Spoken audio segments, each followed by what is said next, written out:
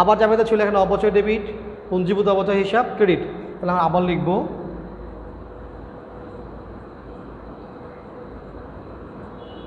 পুঞ্জীভূত অপচয় হিসাব ৫১,৯০০ টাকা, ৫১,৯০০ টাকা। আবার এখানে ছিল আয় বিবরণী ডেবিট, অপচয় হিসাব ক্রেডিট। তোমরা কিন্তু অবশ্যই জাবেদাটুকু সামনে নিয়ে নিবে খতিয়ান করার জন্য, তোমাদের জন্য সহজ হবে। এটা ছিল ক্রেডিট অপচয়, আমরা লিখব ক্রেডিট দিকে ৫১,৯০০। আবার ডেবিটে ক্রেডিটে প্লাস মাইনাস করলে এটাও হয়ে যায় কি নীল হয়ে যায়। এই ছিল অপচয় খতিয়ান। তোমরা ভালো করে দেখে নাও এবং জাবেদার সাথে মিলিয়ে নেবে, তাহলে তোমাদের কাছে বিষয়টা কী হবে, সহজ লাগবে। সবাই খাতায় উঠিয়ে নাও অপচয়ের খতিয়ান। তোমরা ওই সারণীর আলোকে তোমরা এখানে এটি করবে, জাবেদা করে তারপরে খতিয়ান করবে। সবাই নিশ্চয়ই উঠিয়েছ। আমি মুছে দিচ্ছি, যেহেতু পুঞ্জীভূত অপচয় খতিয়ান করব, যন্ত্রপাতির পুঞ্জীভূত অপচয়, এই জন্য আমি মুছে দিচ্ছি। খতিয়ানের ঘরটা রেখে দেবো, কারণ আরেকটা ঘর আবার যেটা করতে হবে আমাদেরকে।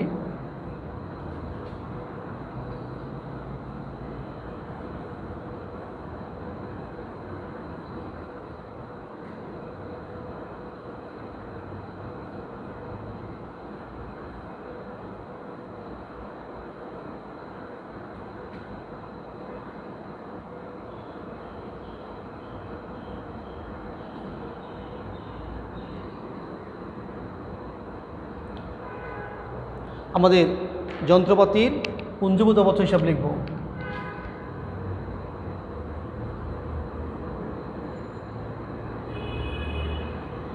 পুঞ্জীভূত অপচয়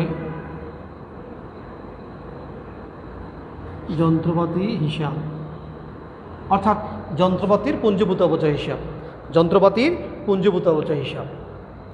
এখানে খতিয়ান করে দেখো, যেখানে যেখানে তুমি পুঞ্জীভূত অপচয় আসা যাবে তাই কেবল সেটি এখানে অন্তর্ভুক্ত হবে।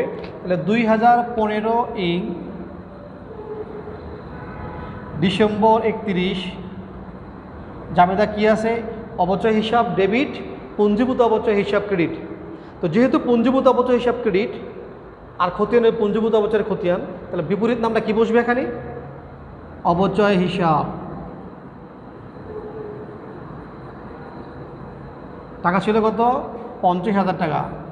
এটা এখানে ক্রেডিট দিকে হবে 50,000 টাকা, উদ্বৃত্তর ক্রেডিট দিকে হবে 50,000 টাকা।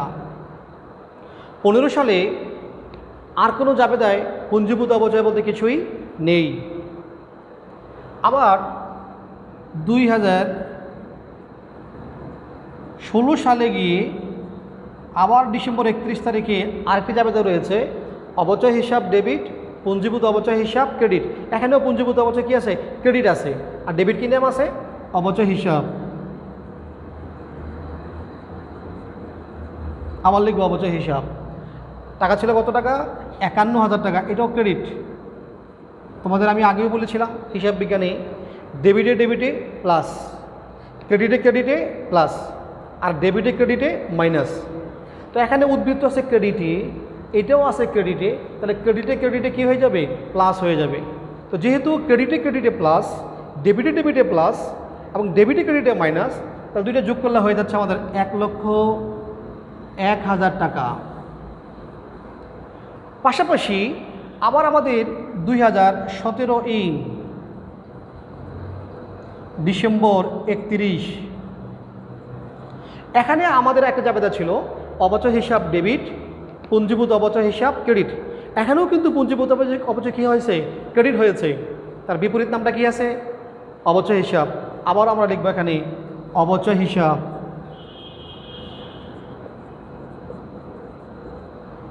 আর এখানে অপচয় টাকার পরিমাণ ছিল 51,900, আমরা লিখব ক্রেডিট দিকে 51,900। এবারও খেয়াল করে দেখো, আমাদের প্রিভিয়াস ইয়ারে পুঞ্জীভূত অপচয়ের ব্যালেন্স আছে 1,01,000 টাকা, আর এখানে ক্রেডিট হয়েছে 51,900 টাকা। যেহেতু এটাও ক্রেডিট এটাও ক্রেডিট, তাহলে আমি কি বলেছিলাম, কি হবে ক্রেডিটে ক্রেডিটে, ক্রেডিটে ক্রেডিটে প্লাস ওটা যোগ হবে। তাহলে এখানে 1,01,000, এখানে আছে 51,900, তাহলে কী দাঁড়ালো 1,52,900 টাকা। তাহলে লিখো 1,52,900 টাকা। এই হলো আমাদের পুঞ্জীভূত অবচয় হিসাব। তাহলে দুটি ক্ষতি আমরা করে ফেললাম, অবচয় হিসাব করলাম, পুঞ্জীভূত অবচয় হিসাব করলাম, জাবেদা করলাম এবং আমরা অবচয় সারণী করেছি। নিশ্চয়ই তোমরা বুঝতে পেরেছ। অবশ্যই এই অঙ্কটি তোমরা আবার নিজে নিজে খাতায় আরেকবার করবে। নিজে যতক্ষণ পর্যন্ত খাতায় হাতে কলমে অঙ্ক না করবে ততক্ষণ তুমি অঙ্ক ভালো পারবে না। অতএব তুমি এই অঙ্কটি আমি বোর্ডে করে দিয়েছি, তুমি ক্লাসটি বারবার দেখো এবং নিজে নিজে খাতায় করার চেষ্টা করো, দেখবে তোমার কাছে একদম ইজি হয়ে যাবে। লাস্ট ক্লাসে তোমাদের সাথে করেছিলাম একটি সম্পদ দিয়ে, আজকে করেছি একাধিক সম্পদ দিয়ে। তোমরা এগুলো যদি পারো তাহলে অবশ্যই বোর্ডে ক্রমহ্রাসমান জের পদ্ধতির অবচয় নির্ণয় এবং সরলরৈখিক পদ্ধতিতে অবচয় নির্ণয় তোমরা করতে পারবে। তো তোমরা সেটি অবশ্যই পারবে আমি বিশ্বাস রাখি, আশা করি। তোমরা নিজেরা আবার করবা এবং পরবর্তী ক্লাসে সম্পদ বিক্রয় থাকলে কিভাবে করতে হবে ক্রমহ্রাসমান জের পদ্ধতিতে তোমাদের আমি সেটি দেখাবো।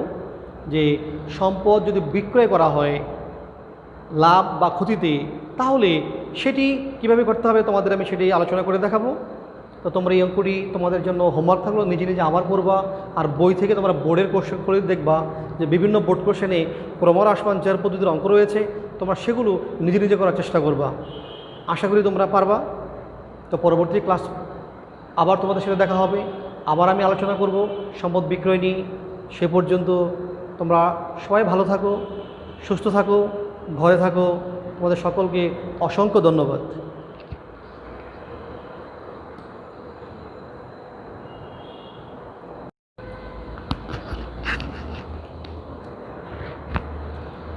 Engineering university girls school and কলেজের ব্যবসা শিক্ষা শাখার প্রিয় শিক্ষার্থীরা,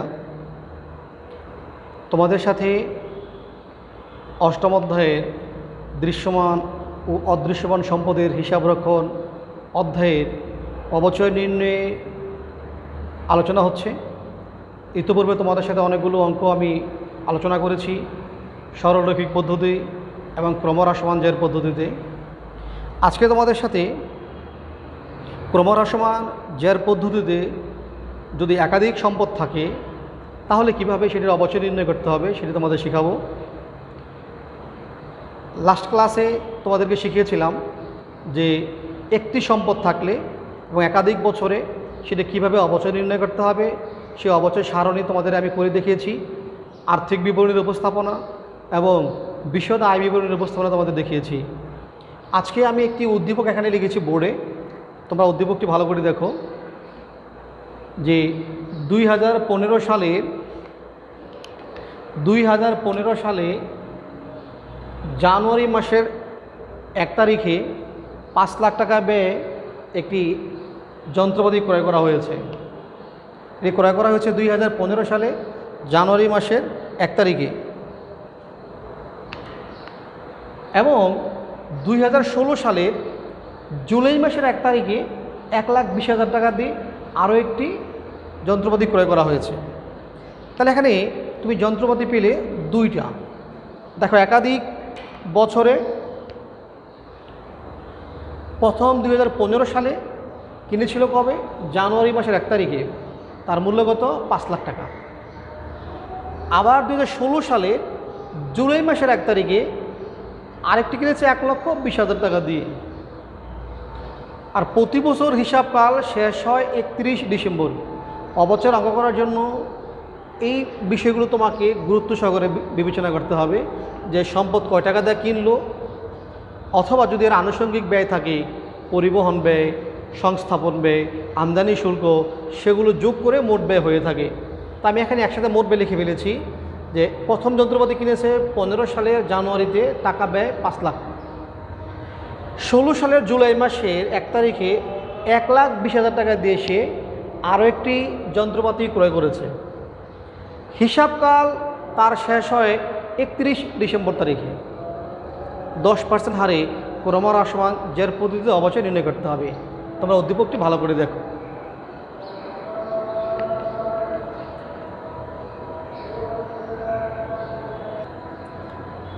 উদ্দীপকটি তোমরা ভালো করে দেখো, তারপরে আমি প্রশ্ন যেগুলো এখানে করা ছিল, যে ক নম্বর প্রশ্ন ছিল যে প্রথম 3 বছরের অবচয় সারণী তৈরি করতে হবে,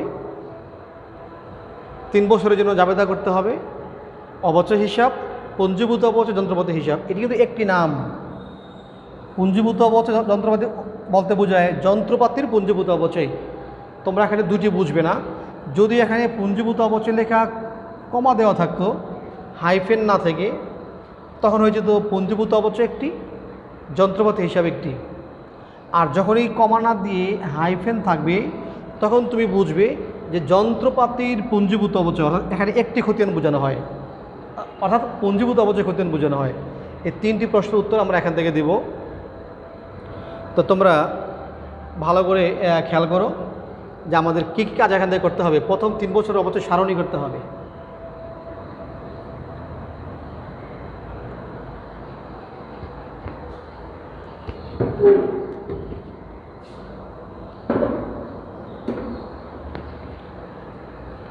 তো তোমাদের নিশ্চয়ই অবচয় সারণীর কথা মনে আছে যে অবচয় সারণী কীভাবে করতে হয়। আমি সারণী ছকটি আঁকছি।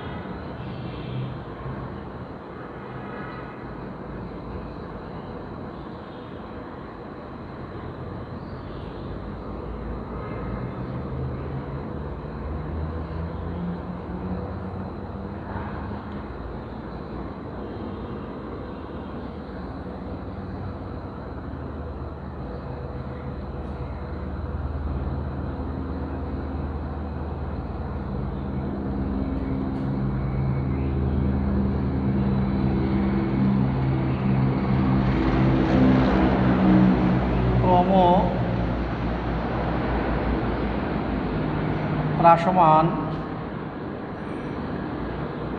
যে পদ্ধতিতে অবচয় সারণী।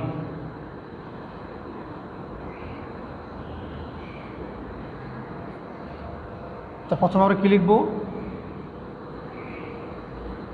সাল, সম্পদের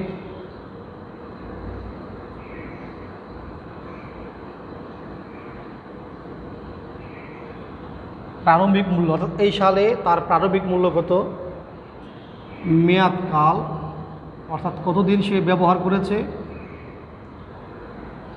অবচয়ের হার,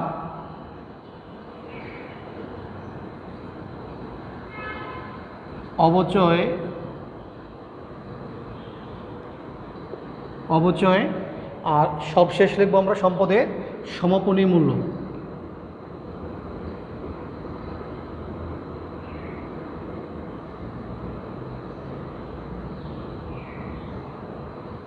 এই ছিল আমাদের সারণী। প্রথম আমরা যে সম্পত্তি কিনেছিলাম, কবে কিনেছিলাম? 2015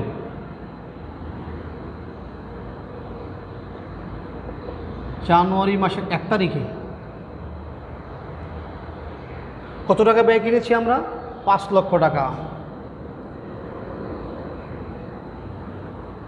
5 লক্ষ টাকা দিয়ে কিনেছি জানুয়ারিতে। আমার হিসাবকাল শেষ হয় কবে? 31 ডিসেম্বর। কিনেছি জানুয়ারিতে, জানুয়ারি থেকে 31 ডিসেম্বর, সময়টা হলো পুরো 1 বছর। অবচয়ের হার দেওয়া আছে কয় পার্সেন্ট? অঙ্কে বলা ছিল 10%। অবচয়ের হার হচ্ছে 10%। তাহলে 5 লাখ টাকার 1 বছরে 10% হারে যদি আমরা অবচয় নির্ণয় করি, তাহলে অবচয়ের পরিমাণ দাঁড়ায় 50,000 টাকা। এবার এই 5 লাখ টাকা থেকে 50,000 টাকা যখন আমরা মাইনাস করে দেব, তার সমাপনী মূল্য দাঁড়ায় 4,50,000 টাকা। এই সারণী আকারে তুমি যখন কাজটি করবে, অটোমেটিকলি তুমি উত্তর পেয়ে যাবে যে আমাদের 15 সালে আমরা প্রারম্ভিক মূল্য ছিল 5 লাখ টাকা, এর সমাপনী মূল্য দাঁড়ালে কত? এটা ছিল প্রারম্ভিক মূল্য, ব্যবহার করেছি 1 বছর, অবচয় হার ছিল 10%, 5 লাখ টাকার 10% অবচয় হয়েছে 50,000 টাকা। এবার এই 5 লাখ টাকা থেকে এই 50,000 টাকা যখন মাইনাস করে দেব, তাহলে তার মূল্য থাকবে 4,50,000 টাকা।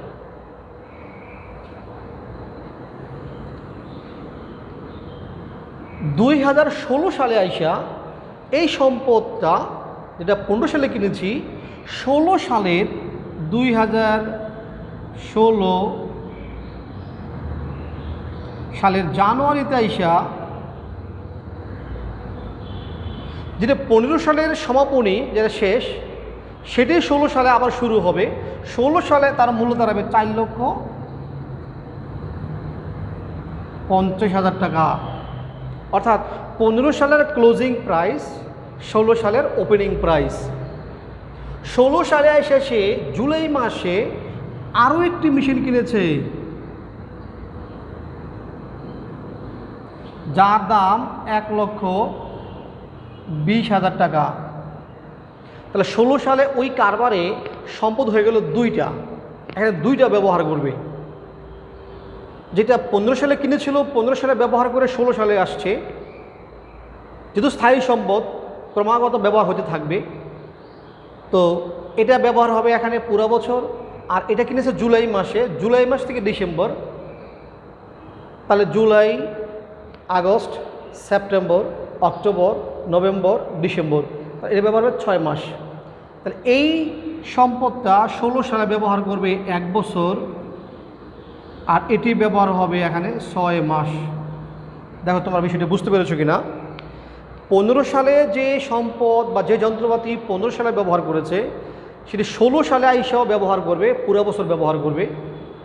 16 সালে আইসা আরেকটি মেশিন কিনেছে বছরের মাঝামাঝি, অর্থাৎ জুলাই মাসে কিনেছে, অর্থাৎ ডিসেম্বর পর্যন্ত 6 মাস ব্যবহার করবে। তো উভয় যন্ত্রপাতির অবচয় হবে কয় পার্সেন্ট হারে? 10% হারে। তাহলে 1 বছরে অবচয় হবে 45,000 টাকা, আর 6 মাসে এটার অবচয় তোমরা বের করো, 10% করে যে টাকা বের হবে 6 মাসে তার অর্ধেক হবে, অর্থাৎ 10% হয় 1,20,000 টাকা, 6 মাসে হবে 12,000 টাকা, আর 6 মাসে হবে 6,000 টাকা। এবার এই 4,50,000 টাকা থেকে 45,000 টাকা আমরা মাইনাস করে দেব, তাহলে থাকবে 4,05,000 টাকা। 1,20,000 থেকে আমরা 6,000 টাকা মাইনাস করে থাকবে 1,14,000 টাকা। এটি হচ্ছে আমার এখানে সমাপনী মূল্য। তাহলে দেখো 16 সালে ব্যবহার করেছি কয়টি যন্ত্রপাতি? 2টি। 2টি যন্ত্রপাতি মিলে আমার এখানে মোট 16 সালে অবচয় হয়ে গেল 51,000 টাকা। আর আমরা এই যে 2টি সম্পদ আমরা পরবর্তী বছর এসে ব্যবহার করব, আমরা চাইলে 2টাকে আলাদা করে এখানে নিয়ে আসতে পারি, আবার 2টাকে যদি আমরা 1 টাকা যোগ করে দেই, তো সম্পদের মূল্য দ্বারা আমাদের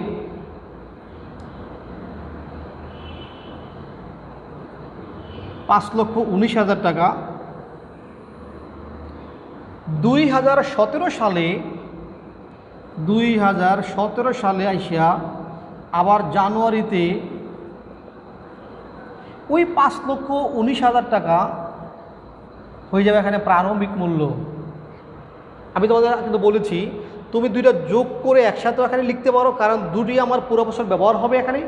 অথবা তুমি চাইলে 4,05,000 টাকা একটা মেশিন, 1,14,000 টাকা আরেকটা মেশিন, 2টা আলাদা করে লিখতে পারো। 2টি সম্পদ আলাদা আলাদা লিখতে পারো। যেহেতু আমাদের 2টি সম্পদের মূল্য আলাদা লিখলেও আমরা 2টিকেই 1 বছর অবচয় নির্ণয় করব, একই হারে অবচয় নির্ণয় করব, তাই আমরা 2টিকে একসাথে যোগ করে যোগফলটা আমরা এখানে নিয়ে আসতে পারি।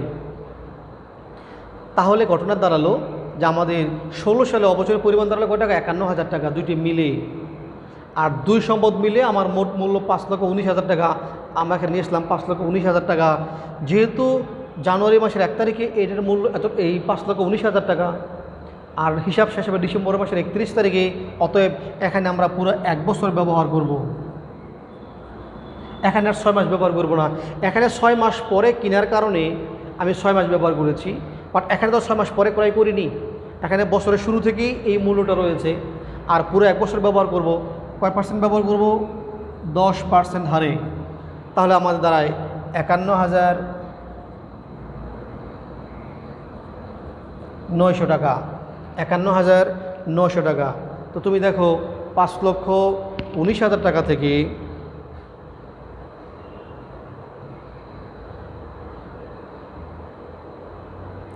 মাইনাস 51,900, 4,67,100 টাকা থাকে আমাদের সমাপনী মূল্য।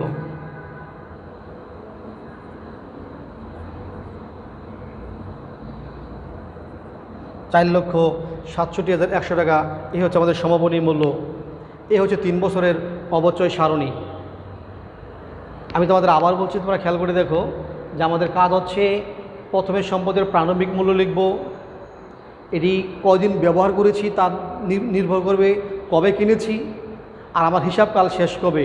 যেহেতু কিনেছি আমি জানুয়ারিতে, হিসাবকাল শেষ ডিসেম্বরে, সুতরাং আমি 1 বছর ব্যবহার করেছি। 10% হারে এই 5 লাখ টাকা, আর 1 বছরে অবচয় 50,000 টাকা। এবার 5 লাখ টাকা থেকে এই 50,000 টাকা আমরা বিয়োগ করে যে মূল্য থাকলো তার নাম সমাপনী মূল্য, 4,50,000 টাকা।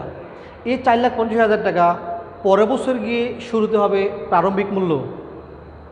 আবার সেম একই বছরে জুলাই মাসের 1 তারিখে আমি আরেকটি মেশিন কিনেছি 1,20,000 টাকা দিয়ে। যেহেতু জুলাই মাসে কিনেছি, এটা ব্যবহার হবে ডিসেম্বর পর্যন্ত 6 মাস, এটা ব্যবহার হবে 1 বছর। 10% হারে এখানে ব্যবহার করেছি 45,000 টাকা, এটা ব্যবহার হয়েছে 6,000 টাকা। তাহলে এখানে মোট অবচয় হলো আমার 51,000 টাকা। আর এটা সমাপনী মূল্য 4,05,000 টাকা, এটা সমাপনী মূল্য 1,14,000 টাকা। যেন 1,20,000 থেকে 6,000 টাকা মাইনাস করেছি। এই দুটির যোগফল আবার আমার পরবর্তী বছর গিয়ে হবে প্রারম্ভিক মূল্য। তারপর আবার 1 বছর মানে জানুয়ারিতে 5,19,000 টাকা, হিসাবকাল শেষ ডিসেম্বর 31 তারিখে, আবার 10% অবচয়টার উপরে হবে 51,900 টাকা। এবার এখান থেকে এটাকে মাইনাস করে দেব 4,67,100 টাকা। এই হচ্ছে আমাদের অবচয় সারণী। আশা করি তোমরা অবচয় সারণী বুঝতে পেরেছ। এবার আমাদের খ নম্বরে চলে যাব আমরা। 3 বছরের জন্য প্রয়োজনীয় জাবেদা দাখিলা দেব।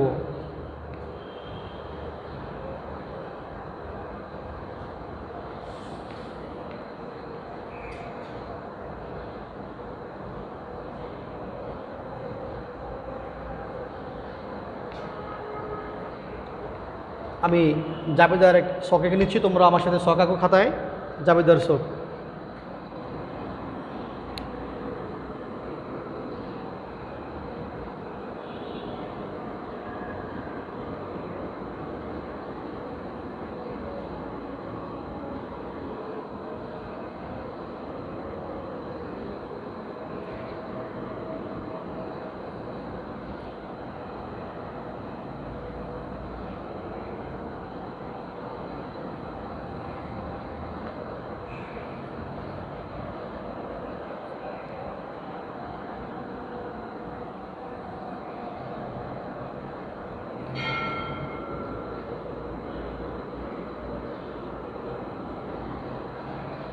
তো জাবেদা করার জন্য তোমরা এখানে তোমাদের গড় সময় তোমরা পারো, তারিখ,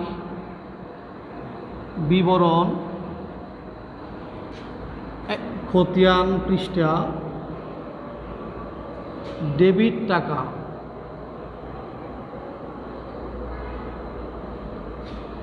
ক্রেডিট টাকা।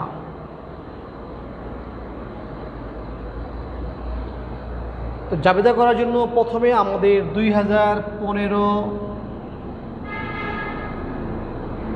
জানুয়ারির 1 তারিখে যেহেতু যন্ত্রপাতি ক্রয় করা হয়েছে, তোমরা জাবেদা সবাই পারো, তারপর আমি করে দিচ্ছি যে আমরা কী লিখব, যন্ত্রপাতি হিসাব ডেবিট,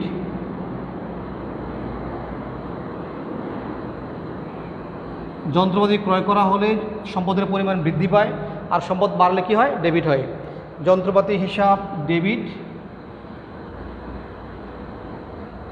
ব্যাংক হিসাব ক্রেডিট।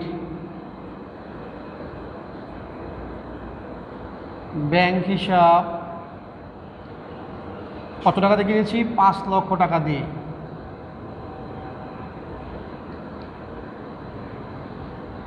আমি ব্যাখ্যা লিখলাম না, তোমরা ব্যাখ্যা অনেক শিখেছো, ব্যাখ্যা তোমরা পারো, তাই আমি ব্যাখ্যা এখানে লিখলাম না।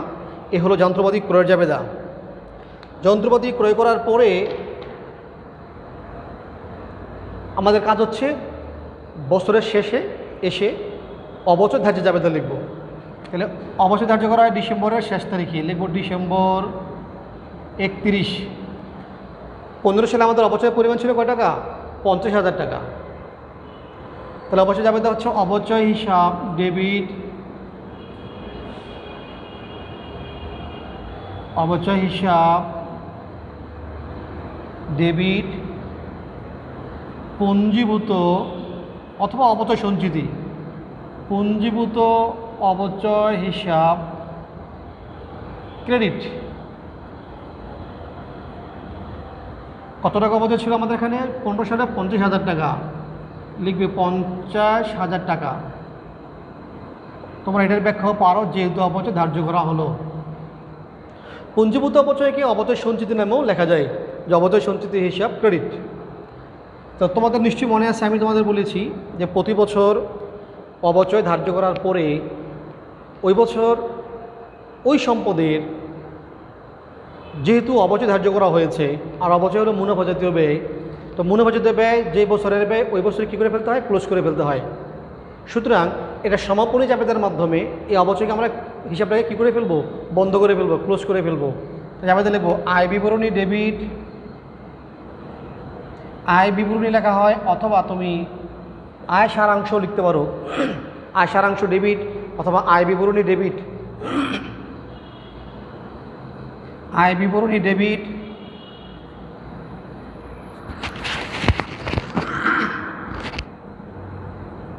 অবচয় হিসাব ক্রেডিট 50,000 টাকা। এটির ব্যাখ্যা হচ্ছে যেহেতু অবচয় হিসাব বন্ধ করা হলো, যেহেতু অবচয় হিসাব বন্ধ করা হলো বা অবচয়কে ক্লোজ করা হলো, এই তিনটি হচ্ছে 15 সালের জাবেদা। এই জাবেদা তোমাদের সাথে সরলরৈখিক পদ্ধতিতে আমি জাবেদা করে দিয়েছি, তোমরা তো পারো, এই জন্য আমি এই ব্যাখ্যার এখানে লিখলাম না। এবার 2016 সালের জাবেদা তুমি লিখবে 2016 এখানে আমরা দেখব যে 2016 সালে কোনো সম্পদ ক্রয় করা হয়েছে কিনা। যেহেতু 16 সালের জুলাই মাসে একটি সম্পদ ক্রয় করা হয়েছে, তাহলে আবার লিখব আমরা জুলাই 1 যন্ত্রপাতি ক্রয় করা হয়েছে, লিখব যন্ত্রপাতি হিসাব ডেবিট, যন্ত্রপাতি হিসাব ডেবিট। তোমাদের ব্যাংক আর নগদের বিষয়ে আমি ব্যাখ্যা দিয়েছি আগেই, যে সম্পদ ক্রয়ে সাধারণত ব্যবসা প্রতিষ্ঠান বা কোম্পানি নগদে লেনদেন করে থাকে না, চেকের মাধ্যমে লেনদেন করে থাকে, তাই আমরা ব্যাংক লিখব। তবে যেহেতু ব্যাংক নগদ কিছুই অঙ্কে বলা নেই, তুমি নগদ লিখলেও হবে, নগদও লিখতে পারবে। তবে নগদ লেখার চাইতে ব্যাংক লেখাটাই বাঞ্ছনীয়, কারণ এখন কোনো কোম্পানি কোনো ব্যবসা প্রতিষ্ঠান সম্পদ ক্রয়ের লেনদেন সাধারণত চেকে নগদে করে থাকে না, চেকের মাধ্যমে করে থাকে। তাহলে ব্যাংক হিসাব ক্রেডিট ক্রয় খাতা কিনেছিল 1,20,000 টাকা। এই ক্ষেত্রে একটা বিষয় তোমাদের খেয়াল রাখতে হবে, আর মজার বিষয় হচ্ছে অনেক স্টুডেন্ট যেটা মনে করে থাকে, যেহেতু যন্ত্রপাতির দাম 1,20,000 টাকা আর বছরের মাঝামাঝি কিনেছে, সুতরাং দাম অর্ধেক হবে, 6 মাসের দাম অর্ধেক হবে, এটাকে আবার অর্ধেক করে ফেলে। এটা একটা হাস্যকর। তুমি বছরের মাঝামাঝি কিনো, বছরের শেষে কিনো, বছরের শুরুতে কিনো, সম্পদের দাম কি কখনো কমে যায়? যে দাম দিয়ে তুমি সম্পদ কিনবে তোমাকে ওই দামই তো দিতে হবে। সুতরাং সম্পদের মূল্যের ক্ষেত্রে কখনোই তোমার মাসের প্রথম, বছরের প্রথম, বছরের মাঝে এই মূল্যের ক্ষেত্রে এই জিনিসটি কখনো বিবেচনায় আসবে না বা প্রয়োজন নেই। সময়ের বিবেচনায় আসবে কতদিন ব্যবহার করেছি, তার অবচয় নির্ণয় করার জন্য ওই 6 মাস 9 মাস 1 বছর এই বিষয়গুলো অবচয় ধার্য করার জন্য বিবেচনায় আসবে। তো গেল আমার সম্পদ ক্রয়। আবার এখানে বছরের শেষে আইসা ডিসেম্বর 31 আইসা আমরা আবার অবচয় নির্ণয় করব। দেখো আমাদের 16 সালে কিন্তু আমরা অবচয় নির্ণয় করেছিলাম, দুটো মেশিন আমরা এখানে ব্যবহার করেছি।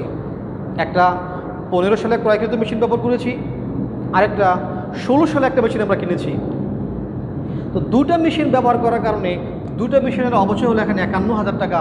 আমরা দুটা, একটা 45 একটা 6, দুইটা জাবেদার অবচয় আমরা আলাদা দেওয়ার কোনো প্রয়োজন নেই, আমরা একসাথে দিয়ে দেব। অবচয় হিসাব ডেবিট, অবচয় হিসাব ডেবিট, পুঞ্জীভূত অবচয় হিসাব ক্রেডিট।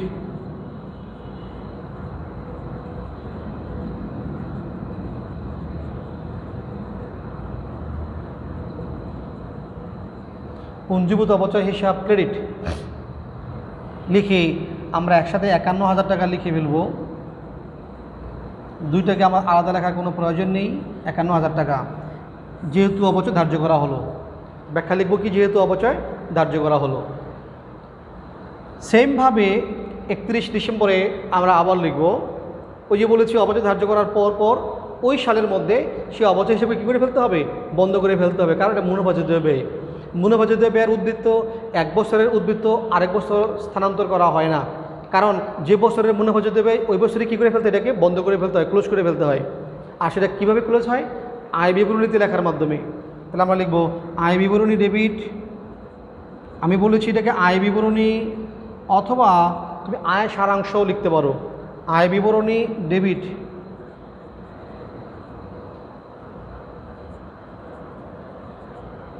অবচয় হিসাব ক্রেডিট 51,000 টাকা।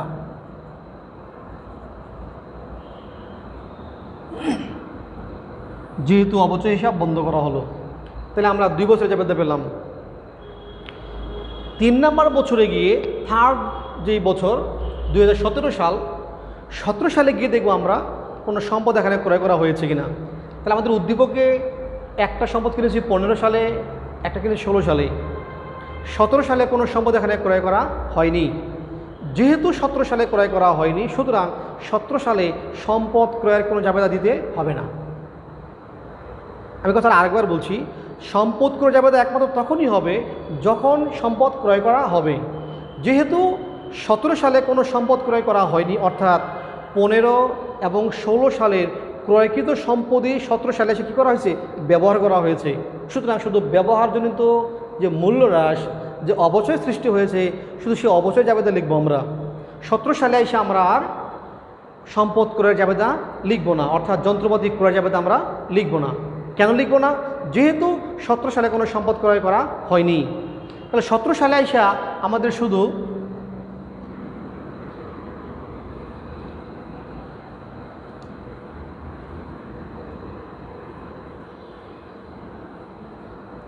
দেখো 17 সালে আইসা শুধু আমাদের 2টা জাবেদা হবে। সেটা হচ্ছে 2017 ডিসেম্বর 31, শুধু অবচয় হিসাব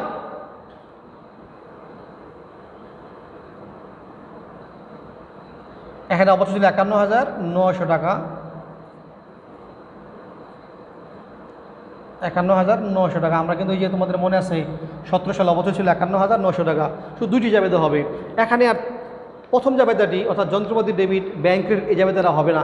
কেন হবে না, যেহেতু 17 সালে কোনো যন্ত্রপাতি ক্রয় করা হয়নি। সুতরাং এখানে শুধু অবচয় জাবেদা হবে। এখানে অবচয় হচ্ছে 51,900 টাকা। অবচয় ধার্য জাবেদাটা হবে যে অবচয় হিসাব ডেবিট, পুঞ্জীভূত অবচয় হিসাব ক্রেডিট, আয় বিবরণী ডেবিট, অবচয় হিসাব ক্রেডিট। কথা ক্লিয়ার? তোমরা নিশ্চয়ই বুঝতে পেরেছো। এবার চলে আসো আমাদের গ নম্বর উত্তর ছিল অবচয় হিসাব মানে খতিয়ান। হিসাব মানে হচ্ছে কি খতিয়ান। চলো আমরা খতিয়ানে চলে যাই। আর খতিয়ান করতে হবে কিসের ভিত্তিতে? খতিয়ান করবো আমরা জাবেদার ভিত্তিতে। আর অবশ্যই আমরা সেই খতিয়ানগুলো করব চলমান জের ছক পদ্ধতিতে।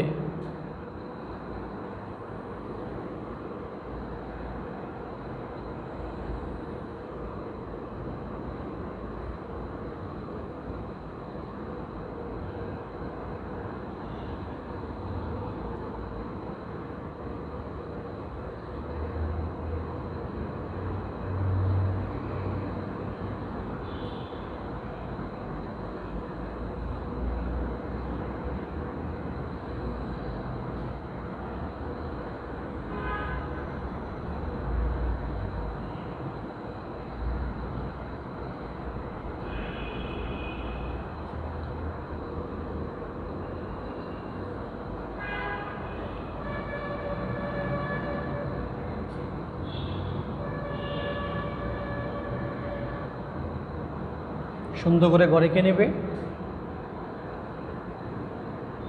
এর নাম দেবো আমরা কি অবচয় হিসাব।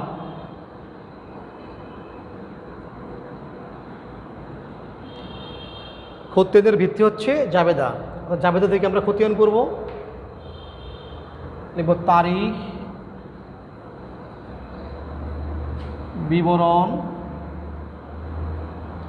খতিয়ানে এসে লিখব জাবেদা পৃষ্ঠা, অর্থাৎ এটা হলো রেফারেন্স সূত্র, মানে কোথ থেকে এটা এখানে আসছে, জাবেদা থেকে আসছে। ডেবিট টাকা,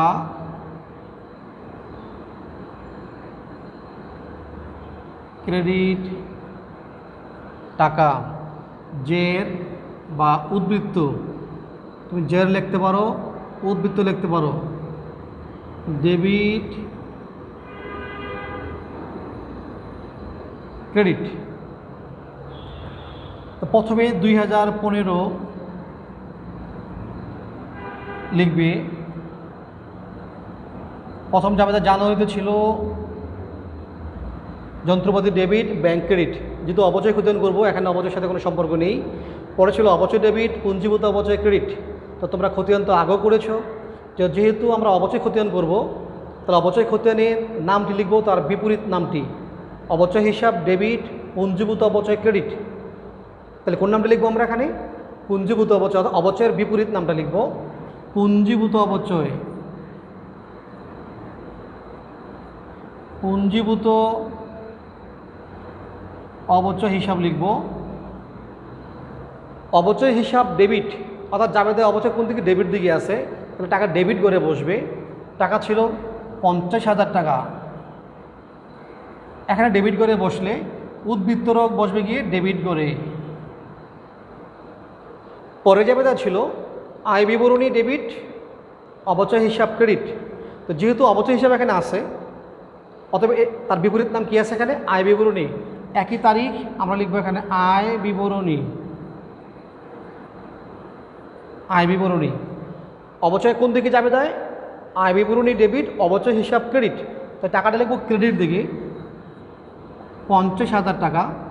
আমাদের ব্যালেন্স ছিল, জের ছিল 50,000 ডেবিট, আর এখানে যাবে দেয় হলো ক্রেডিট। ডেবিটে ক্রেডিটে মাইনাস, মাইনাস করে কোনো ব্যালেন্স থাকে না। অর্থাৎ যেহেতু অবচয় মুনাফাযুক্ত ব্যয়, অবচয়ের কখনোই কোনো ব্যালেন্স থাকবে না, উদ্বৃত্ত থাকবে না। কারণ অবচয়ের ব্যালেন্স 1 বছরের ব্যালেন্স আরেক বছর কখনো স্থানান্তর হয় না, এটা শেষ হয়ে যাবে, ক্লোজ হয়ে যাবে। তাহলে আমরা এটাকে জিরো হয়ে গেল, মানে ক্লোজ হয়ে গেল। দেখলে সেমভাবে 2016 আবার আমরা যাবে লিখবো অবচয় হিসাব ডেবিট, পুঞ্জীভূত অবচয় হিসাব ক্রেডিট। আবার অবচয় কী হয়েছে? ডেবিট। বিপরীত নাম কি? পুঞ্জীভূত অবচয় হিসাব। সেমভাবে আবার লিখব ডিসেম্বর 31,